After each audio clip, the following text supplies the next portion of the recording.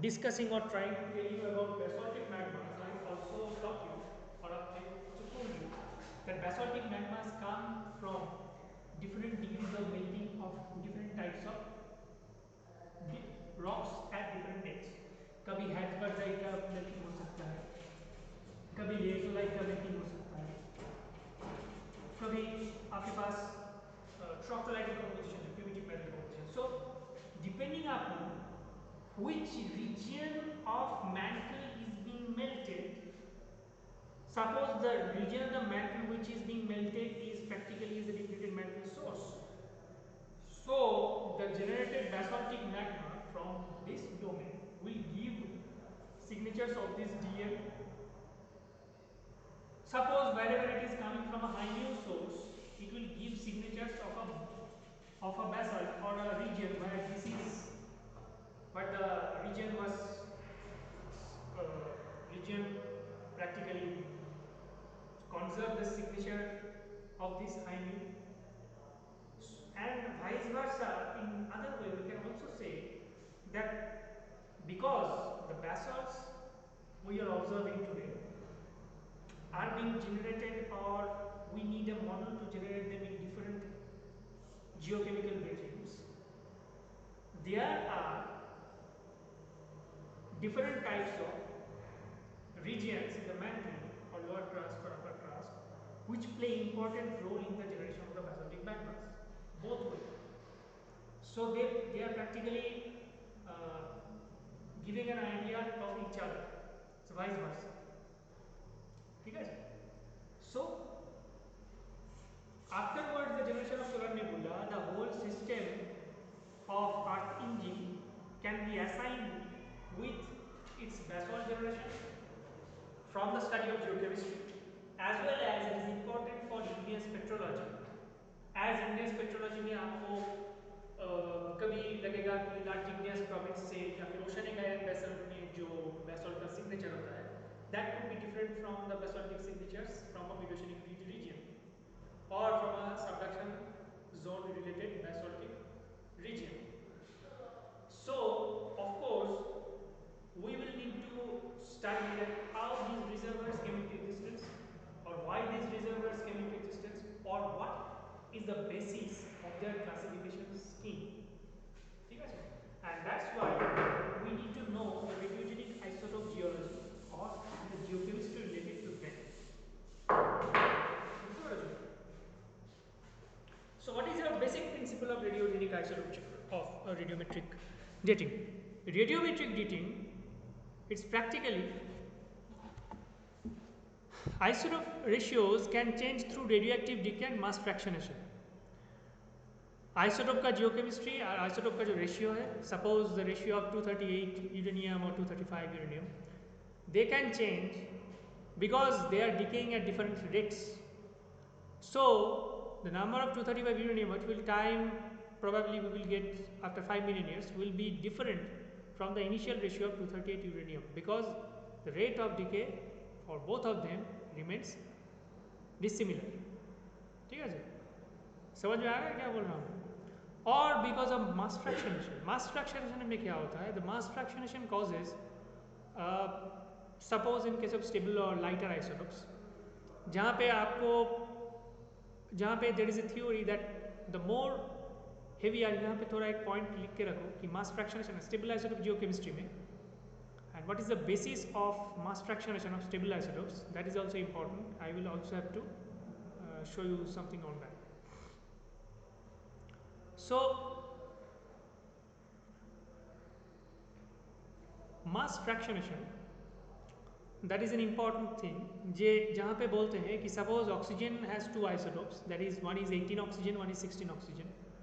So if we boil a system of water, then at earliest phases of fractionation or earliest phases of vaporization process where the fractionation is taking place, 16 oxygen will try to go to atmosphere first or vapor phase first, because if it's low mass. So fractionation or sublimation or a vaporization event which is happening at lower scale, or it is not complete, an incomplete isotopic fractionation, incomplete mass fractionation event can create a disturbance in the isotopic systematics. Okay, because 18 oxygen will try to remain in the system and 16 oxygen will try to go out of the system if the fractionation process or the vaporization process is not complete. If it is complete, then both of them will go to vapor phase. But if you cut it down, then you will see that 16 oxygen ratio, or 16 oxygen which was present in the at first in the water, it is not that much after the partial vaporization event, because 18 oxygen will be trying to tame in the water uh, for a longer time. So, and sometimes the isotopes decay, and lighter isotopes keep lighter isotopes, in case of lighter isotopes we can observe this phenomena, and during evaporation event hydrogen का, helium का, oxygen का, ये सब हो सकता है. In general, most isotopic studies of petrologic interest fall into one of three main categories, that is absolute dating using radioactive isotopes. You know about that: rubidium, strontium, samarium, neodymium, rhenium, osmium isotopic. So the importance of rhenium, osmium isotopic systematics is that rhenium, osmium isotopes are practically sulfur-loving elements. So if a phase or if a system is much enriched in sulfur, probably we will get much concentration of rhenium and osmium in that system, and it will help us to analyze the date of that system depending upon the rhenium osmium isotope, because the concentration of rhenium osmium in those systems will be higher, and we will be statistically able to analyze them in a more perfect or more convenient manner, or the accuracy or precision will be higher in that case. The evolution of isotopic reservoirs in the mantle and crust that I was telling about, there are different types of reservoirs in the mantle and crust, sometimes DM, EM and all that. Stable isotopes as indicators of ancient environment. Stable isotopes, those are like oxygen, carbon, nitrogen, the lighter isotopes, or stable isotopes like 88 strontium and 86 strontium rather. Those are stable and they can give us an idea of ancient environments. So more or less, the decay schemes practically help us in or for the absolute dating, or making an idea about the absolute dating. In case of rubidium क्या होता है? rubidium 87 rubidium से एक beta का particle का emission होता है, और स्ट्रोंशियम क्रिएटेड होता है बिकॉज स्ट्रोंशियम का प्रोटॉन नंबर ज़्यादा है, एंड rubidium से whenever strontium is created, one beta particle is gets out of the system and the strontium is created. This might be a scheme. In case of decay of 230 uranium, there is a chain, there is a series of reactions like alpha beta emission, gamma emission. You know that from chemistry और first year जे यहाँ पे बहुत सारे streams होते हैं, कभी alpha particle का DK होता है, कभी बीटा पार्टिकल का डीके होता है, and the number of 238 uranium forms a 206 its total mass number. So these two are from samarium to uranium 147 to 143, or sometimes it is happening to rhenium to osmium in case of sulfur rich systems. Sometimes it is also lutetium to hafnium. Lutetium to hafnium. This is very important for garnet, or garnet is a mineral, or mineral के अंदर if you can avail the concentration of different trace elements inside the mineral like garnet or zircon, you can also have an idea कि यहाँ पे आपका concentration कैसा था, और वहाँ से जाके आपके जो concentration level है उसमें क्या difference हो रहा है. So more or less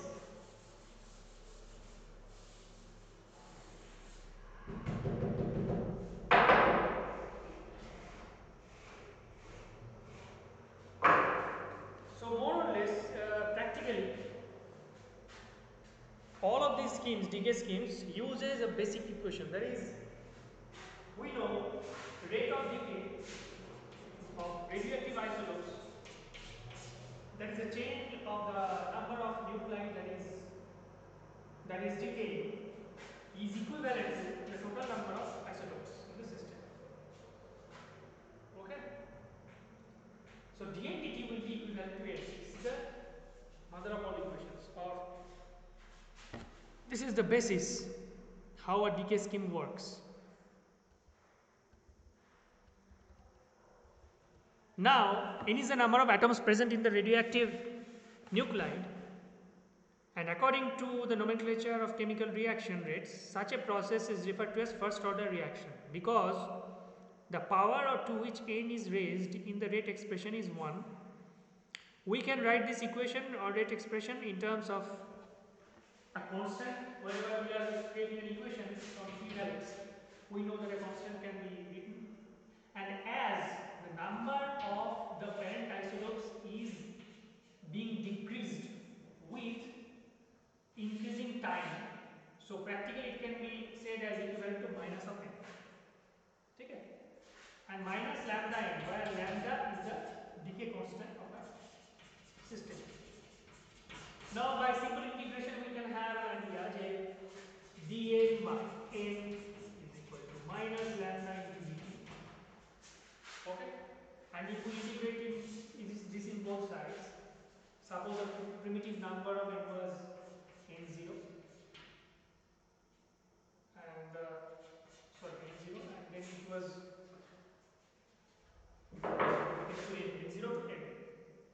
Primarily the number of mother isotopes was n0.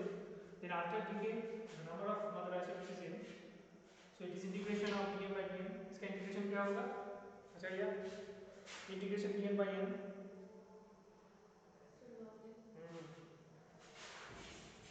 Logarithm of n in the range of n by n0 equal to minus lambda dt.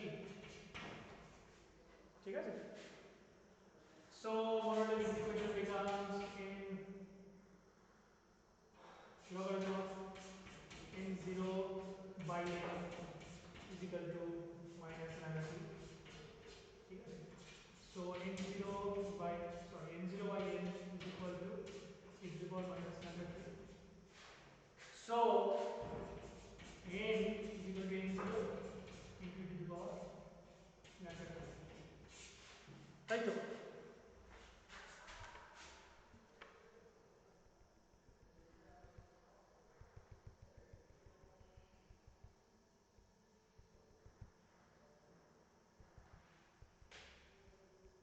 Oh my god, I've done a mistake.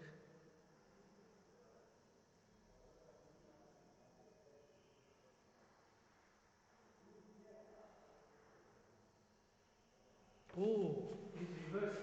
Sorry.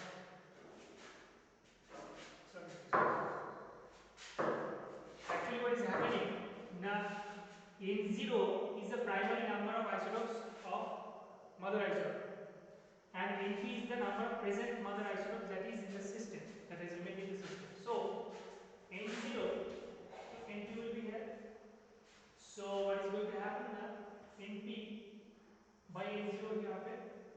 So Np by N0, and then what is happening now? Np into e to the power lambda t is equal to n0.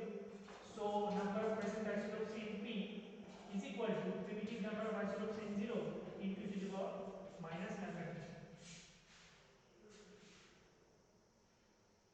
Side checks here.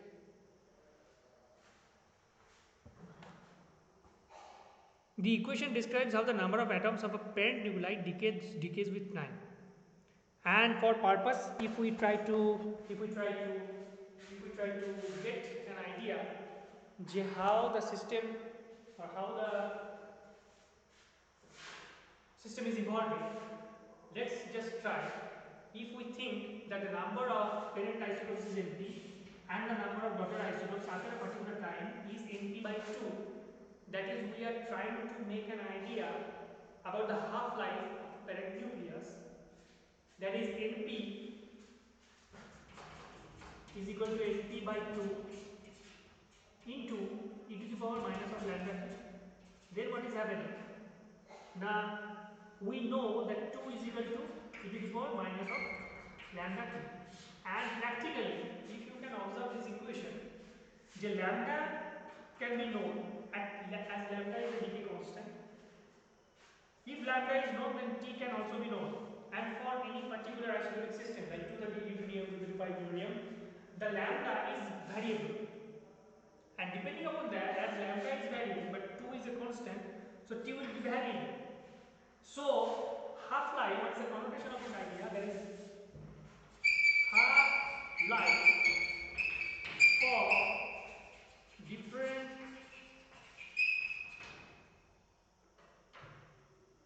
isotopic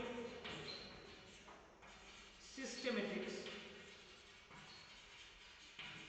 are different. Okay right हो कभी कभी हो सकता है कि किसी का half life 40 billion years हो सकता है, किसी का हाफ लाइफ 5000 ईयर्स हो सकता है. सपोज कार्बन इसका होता है रुबिडियम, सॉरी हाँ रुबिडियम और समैलियम का शायद होता है. तो माय क्वेश्चन इज और our question in the first year was also suppose you are trying to date a rock or a rock from archaeology, and probably it is coming from the areas of Harappa or Mohenjo-daro. So, what is the isotopic system we will try to put it into?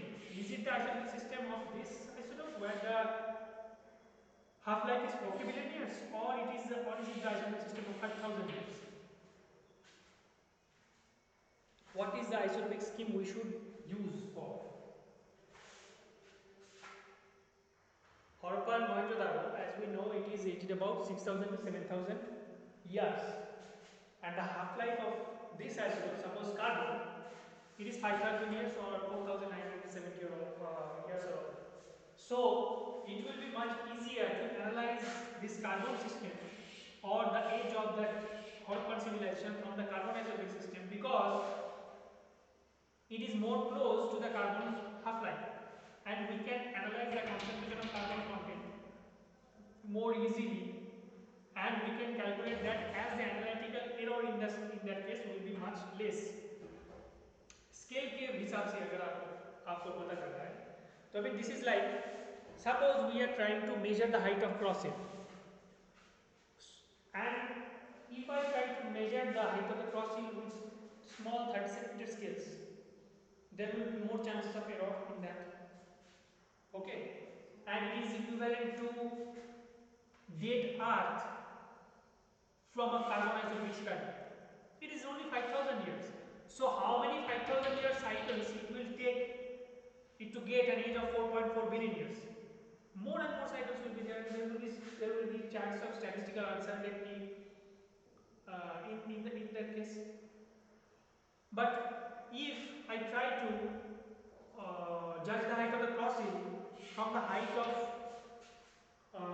Eiffel Tower, then Eiffel Tower is much higher in size, or it has gained much more height.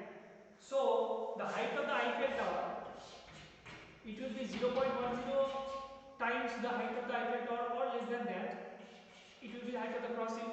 So it will not. It is not also applicable in that case. Just like if I try to analyze an isotopic system or isotopic system where the half-life of an isotopic system is 40 billion years, if we try to judge the age of the Earth from that isotopic system, then it will be quite problematic for us, because the number of daughter isotopes created until now is quite much less than what we can measure or what we can expect. So it will be a similar problem like this, making the height of Eiffel Tower a standard in case of trying to measure the height of the crossing. So crossing के लिए हमें वैसा ही isotopic system लेना होगा, और या फिर उस वैसा ही हाइट को मापने की चीज लेना होगा जिससे हम आसानी से नाप सकें और बार बार नापने की जरूरत ना हो. And in that case we can use the tapes or measurement scales which are used for make these buildings. It will be much easier, and that's why in case of Indus Valley civilization we will try to use much isotopes which has much lesser half-life, and in case of the Earth we will try to analyze its age from Sumerian uranium system which has a half-life probably 2 billion years, and in case of thorium uranium एक system जहाँ पे आपका archive भी वैसा ही कुछ है, तो उससे आपको अच्छे तरीके से पता कर सकते हैं कि स्टैटिस्टिकल अनसर्टेनिटी कम होगा और आप एज अच्छे तरीके से पता कर सकते हैं. So this is the basic idea. Why should we use that?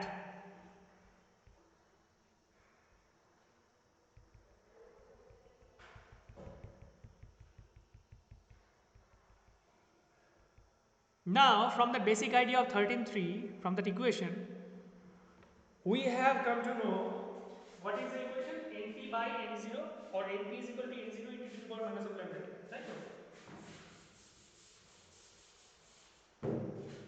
Np, present number of nuclei, is equal to N0, or first number of nuclei is equal to minus of lambda t. It was the equation.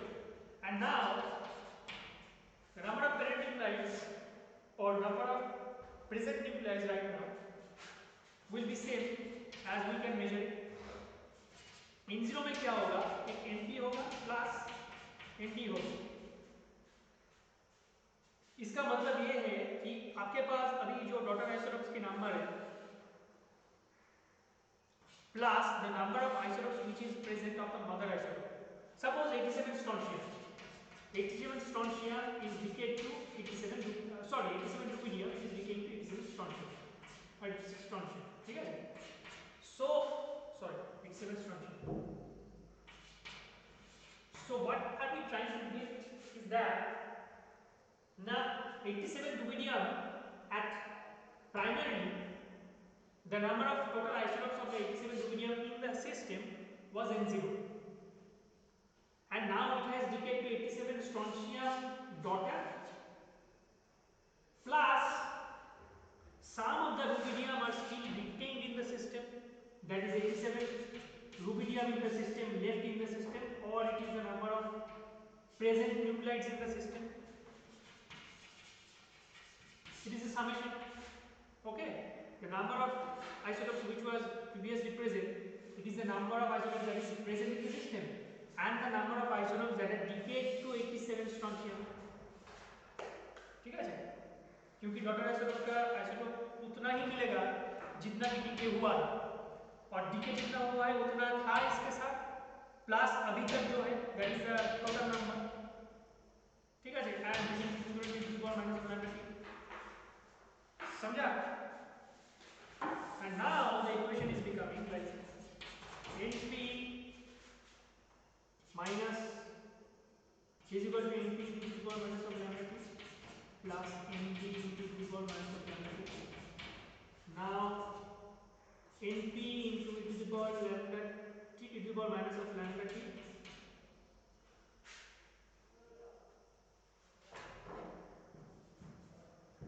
Np into 1 minus of e to the power minus of lambda t is equal to Np into the power minus of lambda t.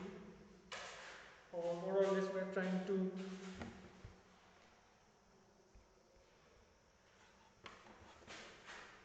have in essence इन दोनों step नहीं करते. Np into e to the power lambda t is equal to Np plus Np, side change. So Np into e to the power lambda t minus of 1 is equal to Np. ठीक है? Side change हुआ, and from that we can Nd is equal to Np into the power lambda t minus of 1. This is the equation. And now from the as 1 minus of lambda t or e to the power lambda t minus of 1, e to the power lambda t can be substantiated or can be expanded into a series, mathematical series, which is 1 plus lambda t square by factorial 2 plus lambda t cube by factorial 3 dot dot dot dot. Because lambda is so small, that is the जो आपका decay constant है, more or less it is very small for larger atomic number isotopes like samarium or uranium etc. So the expansion से हमें मिलेगा कि Nd is equal to Np into lambda t in most of the cases. Nd will be Np into e to the power lambda t in most of the cases. ठीक है? और lambda t practical.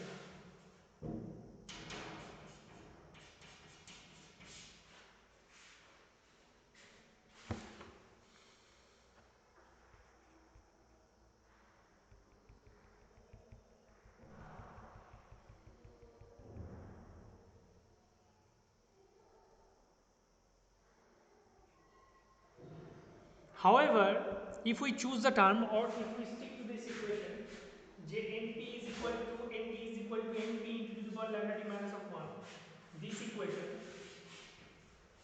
we might also have a fact that when whatever we have judged till now, it is here we thought that the nucleus or the rubidium nucleus or the uranium nucleus which was present in the system gave rise to its daughter isotopes, and we did not consider until now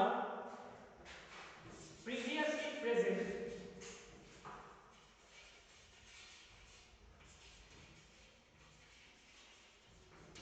daughter isotopes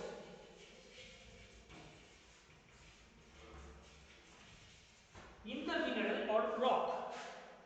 वो mineral में जो mineral या rock के अंदर जहां जिसका हम analysis कर रहे थे उसमें पहले से कितना डॉटर आइसोटोप था इसके बारे में अभी तक हमने जांच नहीं किया. Wherever we are judging, it was like in the system, and we only considered the number of or the decay of parent nuclides in the system.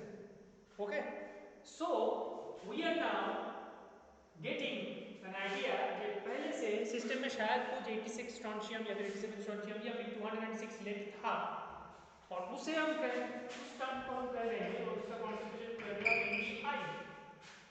So it will be more or less like the equation that Nd right now present in the system will be initially कितना isotopes of daughter present थे plus Np into e to the power lambda t minus of 1. This is a very basic equation for radiometric dating of any isotopic system.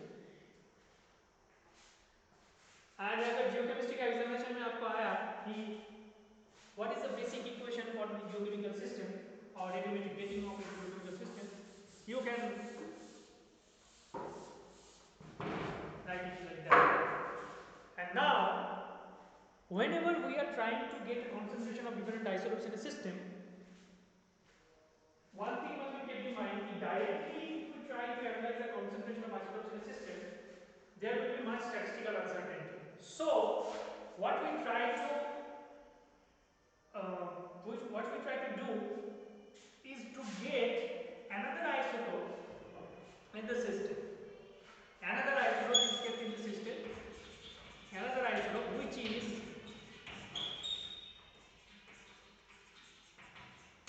not a resultant of skin, which is not a resultant of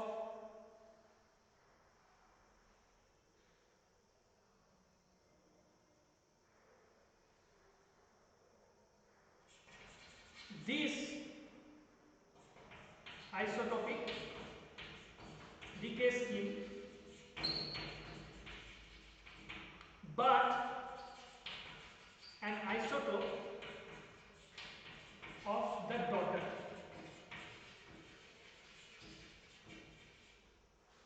which is stable nuclide, which means that it is not a resultant of decay of this scheme. जिस scheme में हम use कर रहे थे, suppose 230 uranium में 206 का generation हो रहा था, वहां पे 206 लेड का कुछ इनिशियल कॉन्सेंट्रेशन रहेगा, और जो इनिशियल कॉन्सेंट्रेशन है दैट इज ऑफ दिस, और यहाँ पे जो आपके पास पेरेंट न्यूक्लाइड से जो दो इक्वेशंस क्रिएटेड हुए वहां पे भी आपका कॉन्सेंट्रेशन जो आ रहा था it was dependent upon 206 lead and 238 uranium only. But in nature, as we cannot, or it is problematic for us to directly analyze these isotopes from systems, we need to use a secondary isotopes of a daughter which is practically remained same, or which has practically remained same from the generation of the system. Okay, and for that purpose we can use 204 lead in case of lead systems. For that purpose we can use 86 strontium in strontium system. For that purpose we can use neodymium 144, which is not a decay product of samarium in the samarium system. And what purpose do we use that? Now, Nd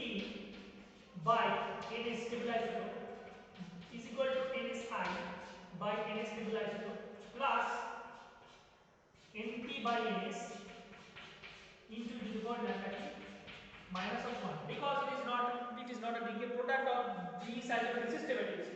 So primarily जितना isotope है उतना ही isotope हमको बाद में भी मिलेगा. So there will be no problem, but it actually gives us a statistical hinge or statistical outview जो यहाँ पे गलती कम हो. ठीक है? And that's how the equation is being formed. Now this equation, it contains two unknown ratios यहाँ पे हैं. एक unknown ratio जो है आपके पास, जो डॉटर आइसोटोप इनिशियली जो था आइसोटोप सिस्टेमेटिक से निकाल के जो डॉटर आइसोटोप 206 लेट और all that, NDI by NS is unknown because NP by NS and ND by NS will be known. Number of parent isotopes still residing in the system, we can know that. Number of daughter isotopes in the system we can know that, and the ratio we can know that. Now this is unknown and this is also unknown. It is called lambda t because we don't know the t but we know the lambda. समझ में आ रहा है? So to solve for either of these unknown requires two equations, two unknown values. So two equations will be required, linear equations, y is equal to mx plus c.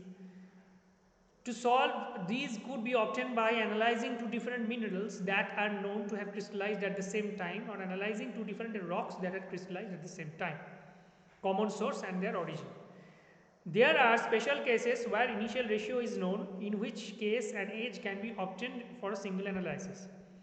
Now this equation, it is यहाँ पे आपके पास each mineral however contains different quantities of radioactive parent nuclides and daughter nuclides because each and every individual minerals have their own partition coefficients Kd.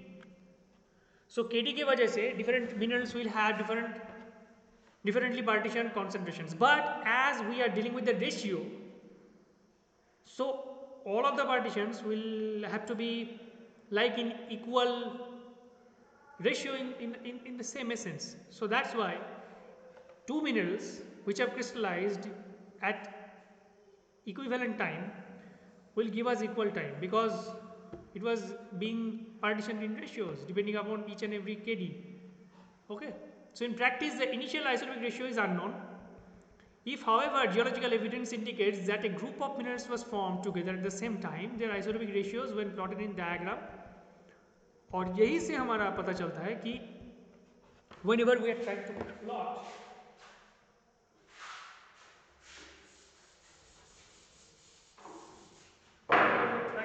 this equation in E by NS, so it is y, it is c, this constant, and it is mx.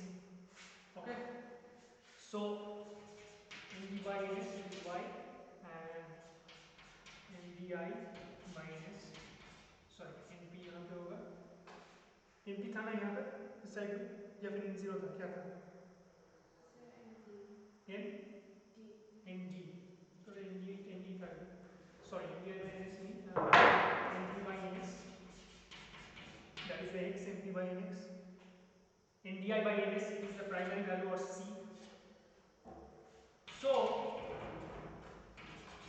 we will get equations of lines from this, from different minerals in a rock or from different rocks which have crystallized in a same age from a system or source. यहाँ पे ऐसे points मिलेंगे. If I try to join those points from individual mineral के अंदर जो concentration है या फिर individual mineral के अंदर जो rocks है उनका concentration करके, so we will get a uniform T or unique T. Lambda T से unique T मिलेगा उस equation से. And this practically known as isochron, that is similar edge of crystallization. कहीं पे T ऐसा होगा, कहीं पे T ऐसा होगा, कहीं पे T ऐसा होगा, and these are times like T1, T2, T3, T4. ठीक है? So what depending upon their age, their theta or tan theta of that slopes of these equations will be determined. And these are known as isochrons, and it is valid for any system: rubidium, strontium, sodium, radium, osmium, lead, or lutetium, anything. And this is the basic, or more or less the idea how we are going to use the isotope geochemistry or the radioactive isotope geochemistry in geology.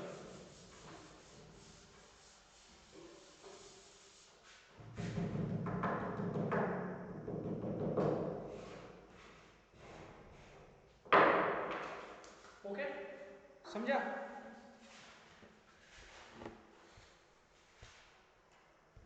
Now try to engulf each and every single sentences which are given in this book. Okay? Neodymium के वहाँ पे क्या होगा कि 143 neodymium by 144 neodymium, equation को देख 143 neodymium by 144 neodymium, equation को देख देख देख देख प्रीवियसली जो इक्वेशन लिखा था उसके साथ मैं जो बोल रहा हूँ उसको मैच कर. अभी जो इक्वेशन लिखा है N D by N S, वो जो इक्वेशन लास्ट वाला equation, so I am telling 143 N D by 144 N D is equal to Y is equal to N D by N S, ताई तो is equal to 143 NDI by 144 ND, that is the C, plus 147 samarium by 144 neodymium. Why? Now 147 samarium is practically the NP, parent nuclei, into to the power lambda t minus of 1. Lambda for the system 147 samarium is decaying to 143 neodymium. समझा? वैसे rubidium, strontium and those systems will be can be taken into account. And 143 यहाँ पे but with the decay constant of effective in ancient samples greater than 3.0 billion years, where the method has been used successfully, neodymium का जो system है, this neodymium initial by 144 neodymium, that is C, is very close to that of the chondritic meteorites. C is close to chondritic meteorites. मतलब क्या है ना, initial concentration of daughter isotope in the system was very close to those systems which had formed chondritic meteorites. उसका मतलब है कि the system up to 3 billion years had remained quite similar. समझा? So before 3 billion years the problems or the disturbances of the system or the chances of disturbance in the system was pretty low. That is what neodymium system is telling us, which are considered to be most representative samples. We have the primordial solar nebula material from which the planet Earth was formed. These ancient rocks then formed from a source that had changed little since beginning of Earth. One distinct advantage of the samarium neodymium method is both samarium and neodymium, like the rest of rare earth elements, are relatively immobile and remain in situ.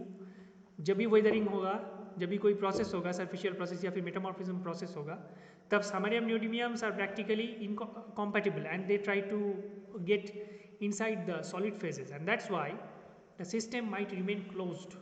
That is the secret.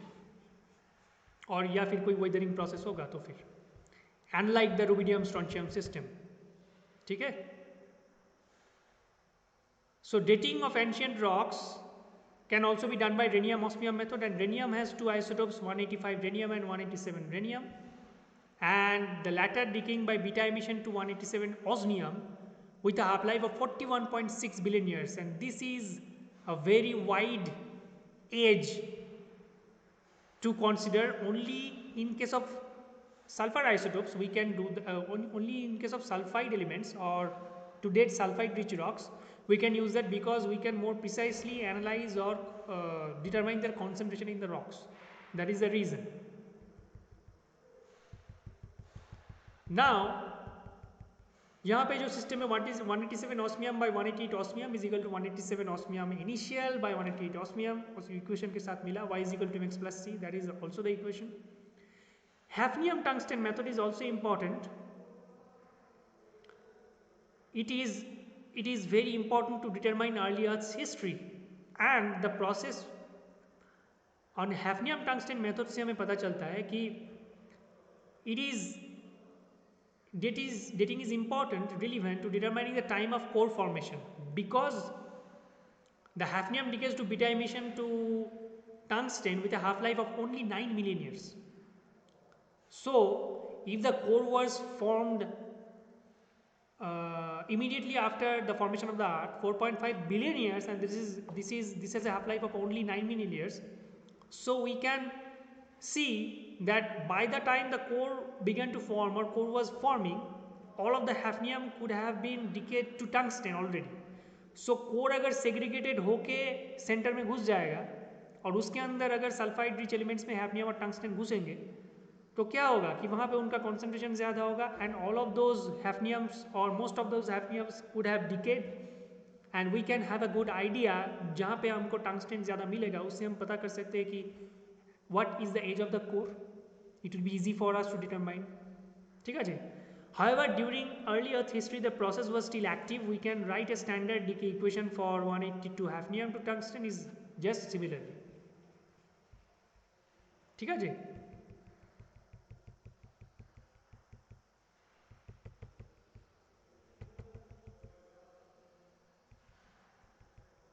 Lutetium hafnium is good in case of zircon से.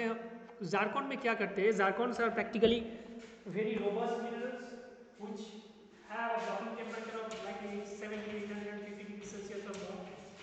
Zircon and zircon can end up significant amounts of lutetium and hafnium with high strength elements and rare earth elements in structure, within their in structure. And by analyzing those concentrations, we can also draw a concordia. And because the zircon has a blocking temperature very high, इसका मतलब है कि zircon का crystallization के बाद over until you get a temperature greater than 850 to 870 degrees Celsius in magmatic or metamorphic systems, the system will remain closed. So any kind of low temperature hydrothermal process or 700-750 degrees Celsius process or some hydrothermal or some weathering process, they are not capable to break the inner structures of zircon because of its robustness mostly. But nowadays it is now seen that there are some problems in it also, but mostly it can be saved. And that's why zircon से अगर हम lutetium hafnium का isotopic determination करें, suppose we have different size and different zircon gets in a single sample, वहाँ से भी आप concentration का अगर आप determination करेंगे तो वहाँ से भी कुछ points मिलेंगे and you can draw some concordia from that or some you can draw some isochrones from that and you can determine age also. So lutetium hafnium is good for garnet as well as zircon, जहाँ से हम predict कर सकते हैं.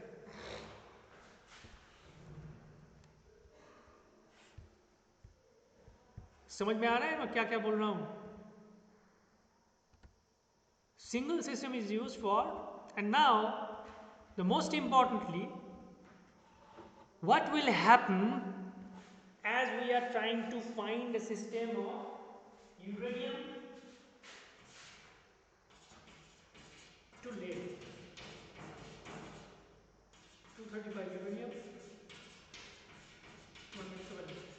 We get two decay schemes, and practically now what is now going to happen is that we can write two equations and we can merge those two equations into one. And वहां पे क्या हो सकता है कि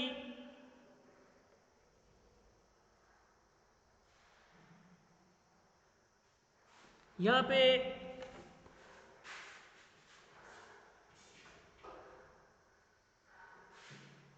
what was the form of the equation?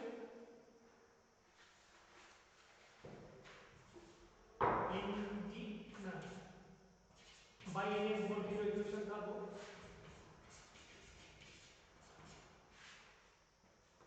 कौन सा वाला इक्वेशन था? हाँ, np by ns is equal to ndi by ns plus np. पहले में d था.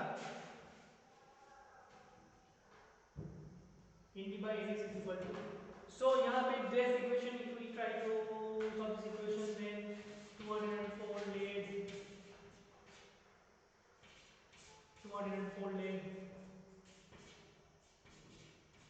plus 204 lead to the power minus of 1. ठीक है. यहाँ पे क्या होगा? Total isotope 206 lead 206 lead initial और यहाँ पे जो था आपका पेरेंट 230 न्यूटन. Okay, easily. और दूसरी वाली जो यूरेनियम 235 के लिए इक्वेशन है just replace those 206 by 207 and 238 by 235. Then from these two equations, try to get into a situation where this can be written 206 lead by 238 uranium, equation 1312 in the book of Philpotts. In the book of Philpotts, try to retrieve the equation 1312. अगर आपको नहीं मिले तो फिर आप white का book से भी मदद ले सकती हैं.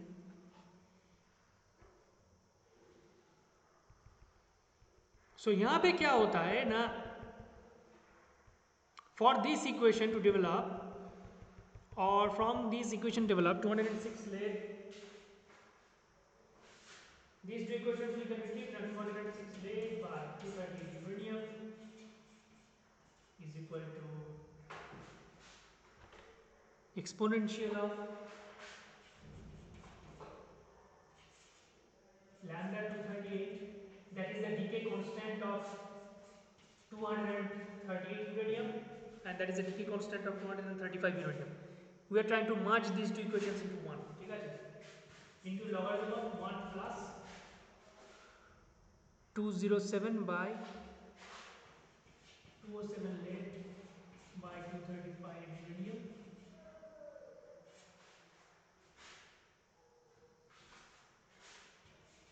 minus 1. It is derived from both of these equations. Okay. Try to get this or work this out. And the uniqueness of this equation is that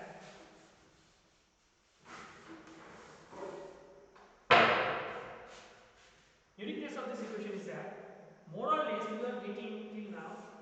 Now we were getting straight lines and we were trying to analyze the edges. Now what we will see from this equation is that it goes like a curve, which is known as Concordia. Uranium lead Concordia and all that.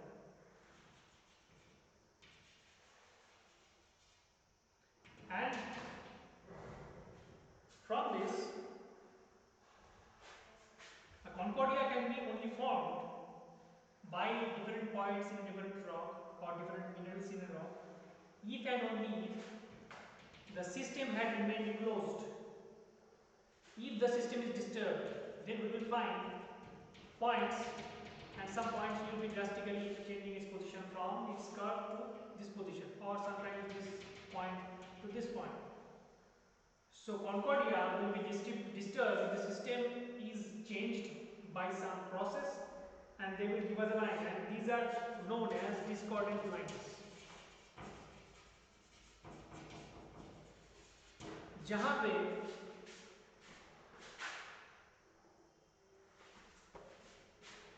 this is the 206 lead by 238 uranium, or it is 207 lead by 235 uranium.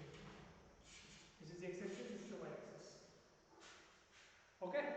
And discordant lines का मतलब है कि the ratio that a system should change with time, if the system had remained closed for both uranium 238, 235, 206 lead and 207 lead, should have been like a Concordia, or should have been like a curved line, because lambda 238 and lambda 235 are not equal. Okay? But if any disturbance happens in the system, then either of 238 uranium or 235 uranium or 206 lead or 207 lead will be disturbed in the system, and the concentrations we are getting now in the rock or mineral will be changing its course from this curve, and they will form these discordant points. If joined, they can form discordant lines. And this is the basic philosophy of our uranium lead dating, जहां से हम पता कर सकते हैं कि कोई system, if any system had undergone some amount of disturbance or disturbance or not. Okay? समझे? So many geological systems have not remained closed since their formation, and because of the two different decay rates, any disturbance of the system results in different ages being determined from two decay schemes. Because the ages do not match, they are said to be discordant. In the Concordia diagram, these discordant samples do not lie on the Concordia curve but instead typically plot to the right of it. 13.6 जो plot मैंने दिखाया था वहाँ पे या फिर book में जो है 13.6 में वो देख लेना. नंबर लिखने की जरूरत नहीं है. This is continuous of the simplest and most common explanation for linear array of discordant age is that some initial age given by the older intercept of the linear array with the Concordia line was disturbed by an event that occurred at the time given by the younger intercept in the linear array. माने यहाँ पे जो line था, यहाँ पे जो curve था, यहाँ से जो लाइन निकल रहा था, वो लाइन यहाँ पे जहाँ पे इसे इंटरसेक्शन करेंगे या फिर इंटरसेप्ट करेगा, that is the point, that is the point of age where this system got disturbed, and that's why the isotopic systems became distributed, or they became distributed in this plane like this, in this manner. So this is the basic idea. और यहाँ पे कभी हो सकता है कि 235 का concentration बढ़ रहा है, कभी कम रहा है. So this is a variable thing to happen, variable adjustments to occur.